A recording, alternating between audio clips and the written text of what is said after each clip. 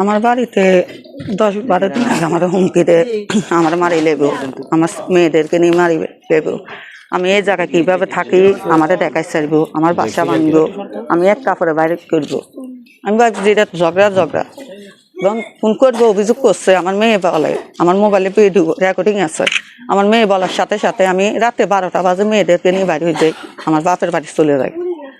যাওয়ার পরে আমি ওখানে থাকি, আমার ঘরের লাইন টেন সব বন্ধ, গ্যাস সিলিন্ডারে গ্যাসও শেষ হয়ে গেছে। কালকে আমি আমার মেয়ে নিয়ে চাকরি করি, দিনে 12টা বাজে শুনি আমার বাড়িঘর জ্বলে গেছে। আমি এটার জন্য সরকারের কাছে বিচার চাই। আমার আজকে 6 বছর আমার অনেক জ্বালাইতেছে, আমার স্বামী ঠিক মতন বাড়ি থাকে না, জিডিও করছি, আমার ঘরে দরজা ইয়া করে, আমি দরজা পর্যন্ত পাল্টাইছি, রাত্রে আমার ডিস্টার্ব করে, ছেলে হে জাপসা দেয়।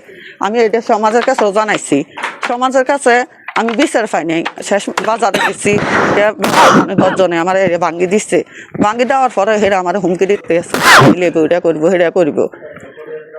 1 লক্ষ টাকার জায়গা লইছি, লই আমি বুঝাই দেন আমার রাস্তা, আমার বুঝাই দেয় না, হেরা দিত না, টাকা ফিরে দিব, আমার রাস্তা দিত না। এগুলা নিয়ে আমার মারধর করছে।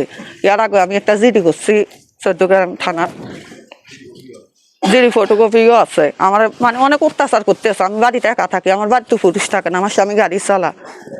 অনেকবারে বিচার বসে হেরা 3-4 জনে আমার জামাটা আমার ব্যাকসিডিতে মারধর করি, আমার উল্টে বিচার দেয়।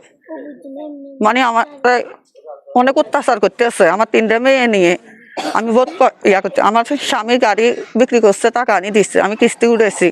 আমার 1.5 ভরি স্বর্ণ ছিল, মেয়ের জন্য রাখছি, আমার সব ইয়া করে দিচ্ছে। এটা চাই আবার কোন গ্রামবাসীর কাছে, সরকারের কাছে আমি সুস্থ বিচার চাই, আইনের কাছে।